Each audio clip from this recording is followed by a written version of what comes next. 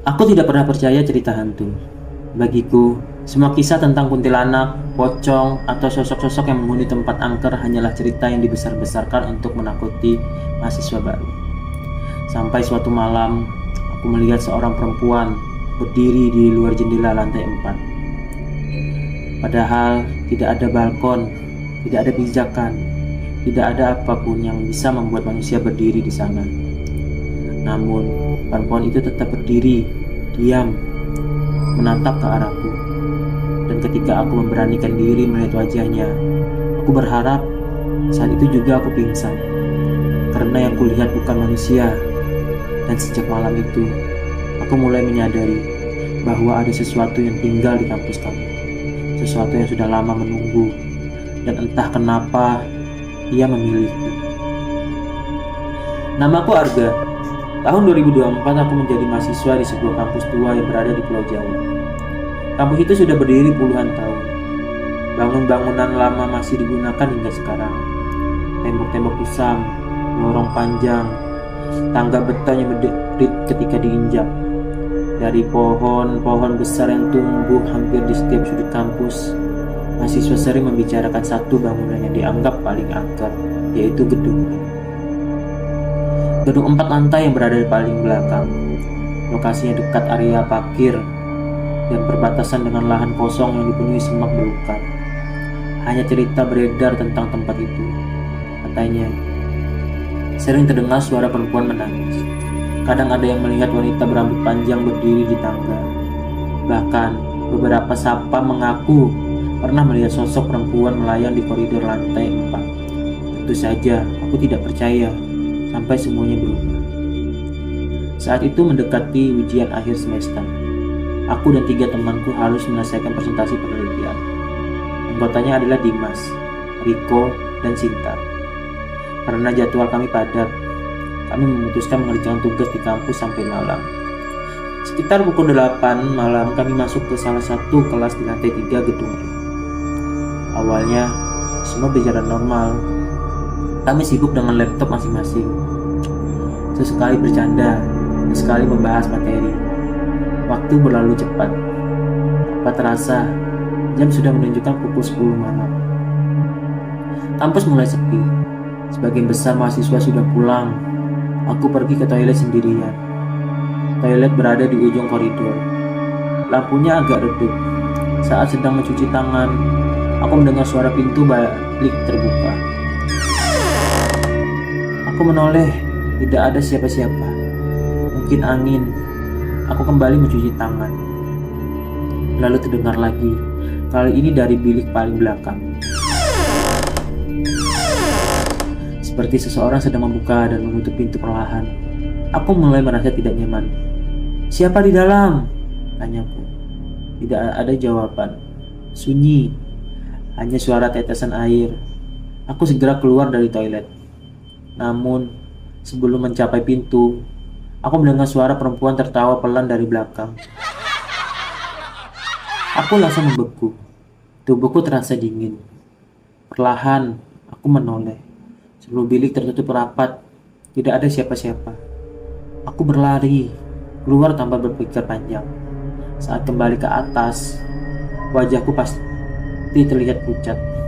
Sinta langsung bertanya, "Ada apa?" Aku menceritakan kejadian di toilet. Dimas justru tertawa. Efek bergadang itu." Aku berusaha menganggapnya begitu. Mungkin memang hanya perasaanku. Namun beberapa menit kemudian, sesuatu terjadi. Dari luar kelas terdengar suara langkah kaki. Sangat pelan, seperti seorang sedang berjalan di koridor. Kami tidak terlalu memperhatikan. Sampai suara itu berhenti tepat di depan pintu kelas. Semuanya terdiam. Tidak ada yang masuk. Tidak ada yang mengetuk. Hanya diam. Seolah ada seseorang berdiri di luar, mengawasi. Dimas akhirnya membuka pintu. Koridor kosong. Tidak ada siapa-siapa. Tapi saat itu hawa dingin langsung masuk ke dalam ruangan. Sangat dingin. Tidak normal. Padahal AC sudah mati sejak 1 jam sebelumnya. Bulu kuduku mulai berdiri, dan entah kenapa, Aku merasa sedang diperhatikan. Sekitar pukul 11 malam, kami memutuskan pulang. Saat keluar kelas, aku berjalan paling belakang. Koridor terlihat panjang dan sepi. Lampu neon berkedip-kedip. Ketika sedang berjalan, aku tanpa sengaja melihat ke arah jendela. Dan saat itulah jantungku hampir berhenti. Di luar jendela lantai 3, ada seorang perempuan berdiri, diam. Rambutnya panjang menutupi wajah. Gaunnya putih kusam. Aku langsung berhenti. Napas terasa sesak. Perempuan itu tidak bergerak sedikit pun, hanya berdiri. Padahal di luar tidak ada balkon, tidak ada tempat berpijak. Mustahil manusia bisa berada di sana. Arga, suara Dimas membuatku tersadar. Aku menunjuk ke arah jendela. Namun, ketika mereka melihat, sosok itu sudah hilang. Aku mulai berpikir mungkin aku berhalusinasi. Tapi jauh di dalam hati, aku tahu apa yang kulihat itu nyata. Malam itu aku sulit tidur. Sekitar pukul 3 pagi aku terbangun. Kamarku gelap. Hanya cahaya bulan yang masuk melalui jendela. Aku mengambil ponsel untuk melihat waktu. Nyata sekarang jam 3:13. Lalu aku mendengar sesuatu. Suara perempuan menangis. Pelan. Sangat pelan. Awalnya kukira berasal dari luar kos. Namun, semakin lama, suara itu terdengar semakin dekat. Seolah berada tepat di depan pintu kamar. Aku menahan napas. Tubuhku membeku. Tangis itu terasa berlanjut, lalu perlahan berubah menjadi tawa. Suara itu membuat darahku terasa dingin. Aku tidak berani bergerak sampai azan subuh terdengar. Hari-hari berikutnya, teror makin sering terjadi. Aku mulai bermimpi tentang seorang perempuan bergaun putih. Dalam mimpi itu, aku selalu berada di koridor gedung E. Koridor yang kosong, sunyi, dan gelap. Di ujung koridor, selalu ada perempuan yang sama. Setiap malam, jaraknya semakin dekat. Semakin dekat. Sampai suatu malam, aku melihat wajahnya.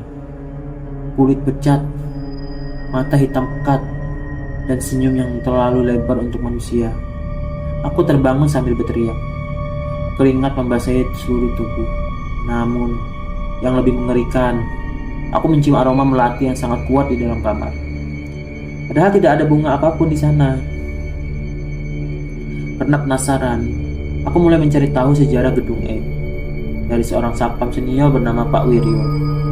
Aku mendengar cerita yang membuat bulu kudukku merinding. Menurutnya, sekitar 20 tahun lalu pernah ada seorang mahasiswi yang menghilang.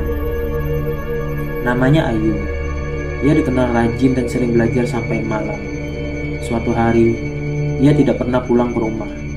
Pencarian dilakukan selama berminggu-minggu. Namun, tubuhnya tidak pernah ditemukan. Sejak saat itu, penampakan perempuan bergaun putih mulai sering muncul di gedung E. Terutama di lantai 4. Tempat terakhir Ayu terlihat. Kalau malam Jumat, jangan naik ke lantai 4, kata Pak Wiryo. Kenapa? Tanyaku. Wajah pria tua itu berubah serius. Karena dia suka muncul di sana. Malam Jumat berikutnya, seharusnya aku pulang lebih awal. Namun, takdir berkata lain. Organisasi kampus mengadakan rapat mendadak, dan lokasi rapat berada di lantai 4 gedung E. Awalnya aku menolak datang, tapi karena tugas kepanitiaan, aku terpaksa hadir. Rapat berlangsung hingga pukul 11 malam. Ketika selesai, anggota lain pulang lebih dulu.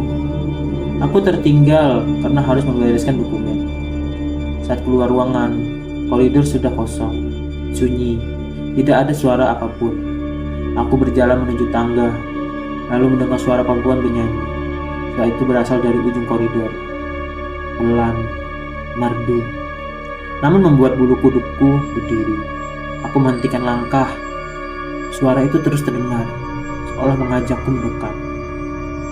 Dengan jantung berdebar, aku mengarahkan senter ponsel ke ujung koridor. Dan di sanalah aku melihatnya. Perempuan bergaun putih berdiri membelakangiku. Rambut panjangnya hampir menyentuh lantai. Tubuhnya tidak bergerak.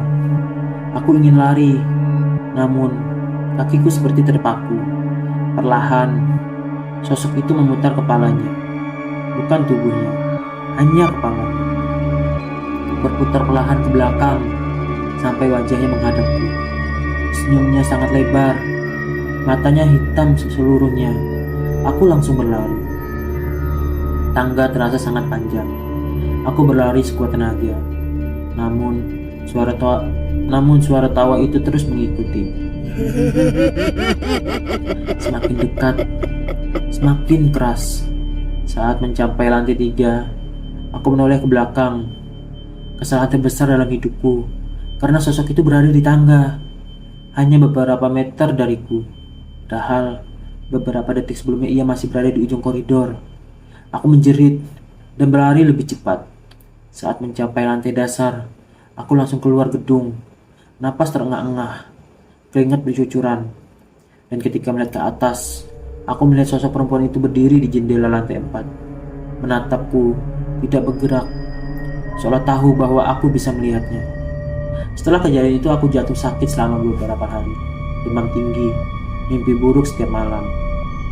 Dalam mimpi, perempuan itu selalu muncul. Kadang berdiri di pojok kamar, kadang duduk di ujung tempat tidur, kadang hanya menatapku dari balik pintu. Aku mulai kehilangan nafsu makan, sulit tidur, dan selalu merasa dia berada di dekatku. Puncak teror terjadi 2 minggu kemudian. Malam itu listrik kos padam. Semua kamar gelap. Aku sendirian. Sekitar pukul 12 malam, aku mendengar suara ketukan dari jendela. Padahal kamarku berada di lantai 2. Mustahil ada orang mengetuk dari luar. Aku mencoba mengabaikannya. Namun, suara itu terus terdengar. Semakin keras. Akhirnya aku memberanikan diri mendekat. Perlahan aku membuka tirai, dan aku hampir kehilangan kesadaran di balik jendela. Ada wajah seorang perempuan menempel di kaca. Matanya hitam, senyumnya lebar, rambutnya basah menjuntai. Dia menatap tepat ke arahku. Aku mundur sambil berteriak. Ketika lampu kembali menyala, sosok itu sudah hilang.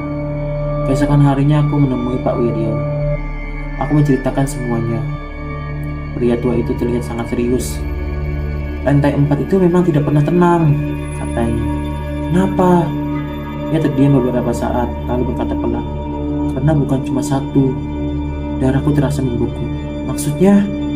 Pak Wiryo menatap gedung E yang berdiri jauh di depan. Yang sering kamu lihat mungkin Ayu, tapi yang lebih tua dari itu. Aku tidak mengerti, namun malam berikutnya aku akhirnya mengetahui maksudnya. Karena satu alasan tidak bisa dijelaskan, aku kembali ke kampus malam hari. Aku harus mengambil laptop yang tertinggal. Saat masuk ke gedung E, suasana terasa berbeda, lebih dingin, lebih sunyi. Seolah seluruh bangunan sedang menahan napas. Aku naik ke lantai 3, mengambil laptop, lalu segera turun. Namun, saat melewati tangga menuju lantai 4, aku mendengar suara seseorang memanggil namaku. Harga. Suara perempuan sangat pelan. Aku membeku. Harga. Kali ini lebih jelas. Aku tahu seharusnya aku pergi, tapi rasa penasaran mengalahkan logika. Aku naik ke lantai 4. Perlahan, 1 anak tangga, 2 anak tangga, 3 anak tangga, sampai akhirnya tiba di koridor. Koridor itu kosong, gelap, dan dipenuhi aroma melati. Aku berjalan perlahan, lalu melihat sebuah pintu kelas terbuka. Dari dalam terdengar suara tangisan. Aku mendekat dan mengintip ke dalam. Di tengah ruangan berdiri seorang perempuan, gaun putih, rambut panjang, membelakangiku. Ayu, bisikku. Sosok itu berhenti menangis. Perlahan ia menoleh. Namun bukan wajah Ayu yang kulihat, melainkan wajah yang jauh lebih mengerikan. Kulitnya pucat kebiruan, matanya kosong, mulutnya terbuka terlalu lebar. Aku langsung mundur. Namun saat berbalik, aku melihat puluhan sosok berdiri di koridor. Diam, menatapku, Perempuan-perempuan berambut panjang, bergaun putih, memenuhi seluruh lorong.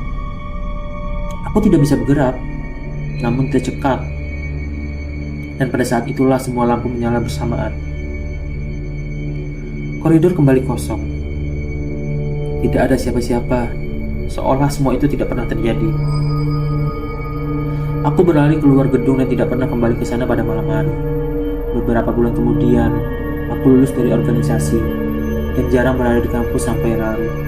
Teror perlahan menghilang, mimpi buruk berhenti, suara tawa tidak pernah terdengar lagi. Namun, hingga hari ini, aku masih mengingat malam terakhir itu. Malam ketika aku melihat puluhan sosok berdiri di koridor lantai 4. Dan ada satu hal yang tidak pernah aku ceritakan kepada siapapun. Saat aku berlari keluar gedung malam itu, aku sempat menoleh ke belakang dan melihat seorang perempuan berdiri di jendela lantai 4, menatapku, diam, tidak bergerak, sama seperti pertama kali aku melihatnya. Bedanya, kali ini ia tidak sendirian. Di belakangnya berdiri banyak sosok lain, mengawasiku, seolah menunggu suatu hari aku kembali. Dan sampai sekarang, setiap kali melewati kampus tua itu saat malam hari, aku selalu menghindar, melihat ke arah jendela lantai 4, karena aku takut melihat mereka masih berdiri di sana, menunggu dalam gelap dan tersenyum kepadaku. Kalau kalian suka cerita horor seperti ini, jangan lupa tekan tombol like, subscribe, dan nyalakan lonceng, agar tidak ketinggalan cerita-cerita menyeramkan lainnya. Karena setiap tempat memiliki rahasia, setiap malam menyimpan kisah yang belum terungkap, dan terkadang yang paling menyeramkan bukanlah apa yang kita lihat, melainkan apa yang diam-diam sedang memperhatikan kita dari kegelapan. Saya pamit undur diri. Selamat malam, dan semoga tidak ada yang memanggil nama kalian setelah video ini selesai. Sampai jumpa di cerita horor berikutnya.